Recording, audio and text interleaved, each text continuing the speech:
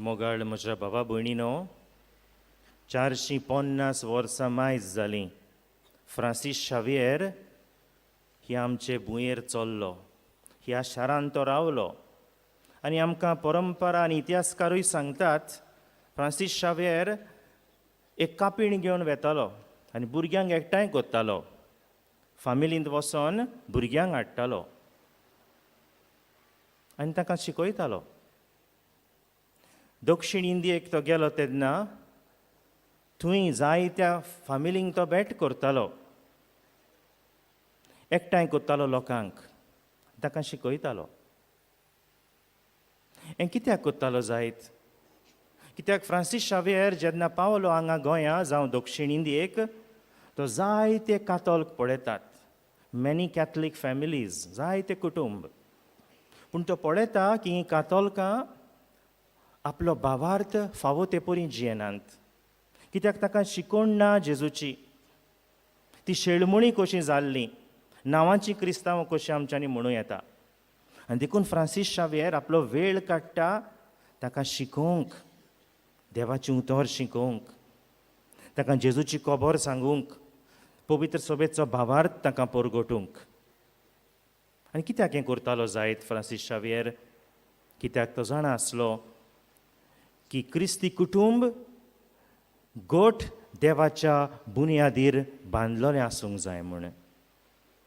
हेंच कितें बाबा भयणीनो आयज जेजू शुभ वर्तमानान आमकां सांगता.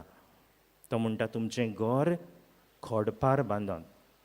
घर म्हणटा आसतना तो फातराच्या घराची खबर करिना, पूण आमच्या कुटुंबाच्या, आमच्या घराण्याची तो खबर करता. तुमचें घराणें, तुमच्यो फामिली, तुमचें कुटुंब खोडपार बांदात. कित्याक तो म्हणटा खोडपार बांदलोलें घर उत्ता. रेंवेर बांदलो जाल्यार हांवर आयलें, वादळ मारलें, तें घर पडलें. बरें दिसत घडये, बरें दिसता म्हजें घर भायल्यान, पूण ताका फावंडेशन ना, बुन्याद ना, आनी देखून तें कोसळून पडटा. आनी देखून जेजू म्हणटा तुमचें घराणें, तुमचो घराबो खोडपाचेर बांदात. खोडप म्हणल्यार कितें जायत? ह्या पयल्या वाचपान इसायास प्रवाद्यान आमकां सांगलां, सर्वेश्वर सदांच तोखता तसलें खोडप. खोडप म्हटल्यार सर्वेश्वर देव. खोडप म्हणल्यार देवाचें उतर. खोडप म्हणल्यार जेजू आमचो सोमी.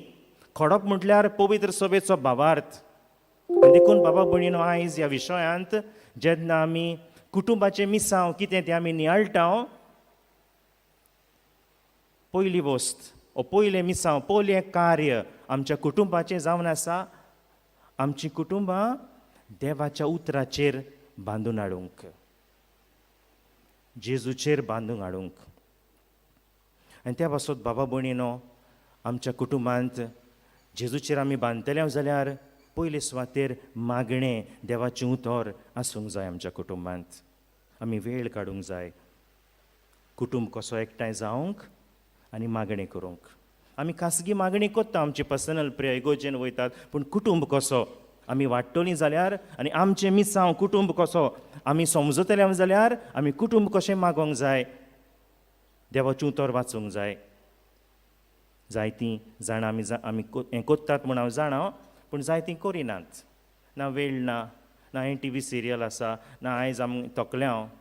थोडो वेळ आमी काडूंक जाय बराबर कुटुंबांत मागणें करूंक आनी देवाचें उतर वाचूंक. देव आमकां कितें सांगता, आमच्या कुटुंबाचें कार्य कितें, what is the mission of our family, देवा कडेन विचारूंक आनी शिकूंक. आनी जेन्ना बाबा भयणीनो आमी कुटुंब कसो बराबर मागणें करता, दुसरें मिसांव आमचें हो दुसरो मुद्दो आमच्यांनी म्हणूंक जाता,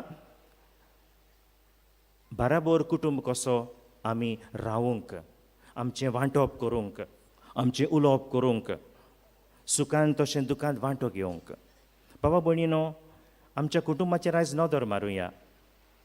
आमचें कुटुंब खरेंच एकचाराचें, वांटलें, शेरींग करतलें जाता जायत. वो आमचें कुटुंब थोडें हॉस्टेल कशें जाल्यात.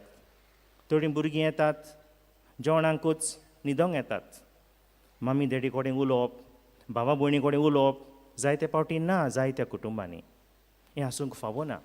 अशें आमी करीत जाल्यार आमी आमच्या कुटुंबाच्या वांगड्याक म्हजो वांगडी, म्हज्या रक्ताचो कसो हांव मानून घेयना. हें हॉस्टेलान हूंय हॉटेलान रावल्ल्या भाशेन जाता. फकत येता जेवपाक, न्हांवपाक, न्हिदपाक, मागीर वेता म्हज्या कामाक. अशें जावंक फावो ना. आमी जायतीं जाणां घडये आमचो टायम वेगवेगळो, पूण आमी वेळ काडूंक जाय एकामेकाक मेळोंक, एकामेका कडेन उलोवंक, एकामेकाक आमचें सूख दूख सांगोंक, एकामेकाचो आदार घेवंक. आमच्या जिवितांत जायते प्रश्न उत्पन्न जातात. कोण आमचो लागशिलो आमकां आदार दिवपी? पयलो देव, मागीर आमच्या कुटुंबाचे वांगडी. जेन्ना ह्या घरांत आमकां सपोर्ट मेळना तेन्ना मागीर आमचीं भुरगीं भायर वेतात आनी कोणाचो सपोर्ट घेतात. घडये इश्टांचो, थोडे फावटी खोटे इश्ट तांकां मेळतात, थोडे फावटी ड्रग्स मेळतात आनी हे भाशेन ते भायर पडटात. पण आमचीं कुटुंबां खरेंच एकचाराचे संबंदांत जियेतले, शेरींग, वांटप आसले जाल्यार हें घडये चड जावचें ना. प्रितीच्या भावा भयणीनो, जाले थोडे दीस फाटीं एक वस्तुरी म्हाका सांगताली, फादर, म्हजो चेडो आसा, तो रुमान वयता आनी रुमान जावन मोबायलाचेर मॅसेज धाडटा, मामी आयज हांव जेवणाक येयना, हांव न्हिदता आयज बेगीना. त्याच घरांत जियेता, दुसऱ्या रुमांत आसा, थिंगासान मॅसेज धाडटा मोबायलाचेर. मोबायल, युट्यूब, कंप्युटर ह्यो सगळ्यो बऱ्यो वस्तू, पूण आमी जाणा जावंक जाय केन्ना वापरूंक, केन्ना ना वापरूंक. आनी थोडो वेळ म्हाका दिसता आमच्या कुटुंबांनी आमचो मोबायल, आमचो युट्यूब, आमचो कंप्युटर बंद करून एकामेकाक तोंडाक पळोवन आमी उलोवंक जाय, आमी सांगूंक जाय, मामी अशें घडलें म्हाका, डॅडी तूं करता तें म्हाका बरें दिसना, हें जाय तें जाय, आमी उलोवंक जाय. आमी जायते फावटी तोंडाक तोंड पळोवन उलोवन आमी मोबायलाचेर पळयतात आनी आन्सर करतात. आमी कोण आमकां प्रश्न विचारता मोबायलाचेर पळोवन आन्सर करता. आमचें ध्यान मन दुसऱ्या वस्तूंचेर आसा. त्या पासून भाव भयणीनो, आयज भाग्यवंत फ्रांसीस शावेर आमकां सांगता, आमचें मिसांव जावन आसा आमच्या कुटुंबांत वांटणी करूंक, आमच्या कुटुंबाचे संबंद आमी जोडोवप, एकचारान आमी रावूंक. आनी तिसरे सुवातेर भाव भयणीनो, आमच्यांनी म्हणूंक जाता आमच्या कुटुंबाचें मिसांव जावन आसा. आनी दर एका कातोलीक कुटुंबाचें मिसांव जावन आसा संवसारांत उजवाड कसो जावंक, फोलेर जावंक. जें कितें बरेंपण आमच्या कुटुंबान आमी भोगता, आमी अणभवता, गूड वॅल्यूज, जें बरेंपण आसा तें आमी दुसऱ्यांक मागीर वांटूंक आमी प्रयत्न करूंक जाय. हें आमचें मिसांव. हे भाशेन आमी जेजूक परगडटले हांव, हे भाशेन आमी जेजूची खबर दुसऱ्यांक सांगतले हांव, हे भाशेन आमी फ्रांसीस शावेरा भाशेन मिस्योनार जातले हांव. आमी आदवेंताच्या काळांत आसा, नातालाचे पोरबेक आमची तयारी आमी कोत्ता. कितें आमी करुया ह्या आदवेंताच्या काळांत जेजूच्या जल्माक एके भाशेन तयारी करूंक? जायतीं जाणां आमी नखेत्रां पेटयतात, लायटी घालतात आमच्या घरांत, बरी वस्त. पूण ह्यो लायटी भायर घालतात तें जावंक जाय खुणा आमच्या भितरल्या उजवाडाची. आनी भितरलो उजवाड केन्ना आमच्या घरांत, आमच्या काळजांत, आमच्या कुटुंबान येतलो जेन्ना आमी कितें तरी दुसऱ्या पासत आमी कोत्ता. त्या पासत आमी ह्या दिसांनी ह्या आदवेंताच्या काळांत कितें तरी सॅक्रिफीस करूंक वावरुया. आमच्या सरभोंवती कोण गरीब कुटुंब आसतलो, कोण गरजेवंत मनीस आसतलो, कोण त्रासाक कोश्टाक सांपडलेलो आसतलो, कोण एकसुरो आसतलो. आमी कुटुंब कसो कितें तरी निर्णय करुया, कितें आमी उणें करूंक, आमचे पयशे उणें करूंक और वेळ उणो करूंक आनी त्या दुसऱ्या गरजेवंत मनशाक गरजेवंत कुटुंबाक दिवंक. तेन्ना जेजूचो उजवाड खरेपणी आमच्या कुटुंबांत, आमच्या काळजांत आसतलो. आनी मागीर आमी नखेत्रां पेटयतात जावन आसतली खुणा जो उजवाड आमच्या कुटुंबांत आसा ताचो. तर बाबा भयणीनो, भाग्यवंत फ्रांसीस शावेरेर सुरतीन आमचें मिसांव आमी ओळखून घेवया.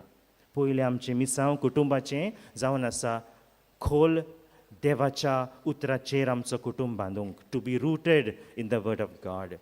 दुसरें मिसांव जावन आसा आमच्या कुटुंबाचे संबंद अदीक जोडूंक, लागशिल्ले करूंक, to build relationships within the members of the family. आनी तिसरें आमचें मिसांव आमच्यांनी म्हणूंक जाता आमचो कुटुंब जावंक जाय उजवाड आनी बरेंपण शिंपडायतलो कुटुंब दुसऱ्यांक, to be light to others.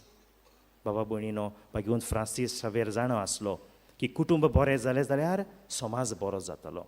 त्या पासत तो कुटुंबाचेर लक्ष घालतालो, विजीट करतालो, तांकां देवाचें उतर शिकयतालो.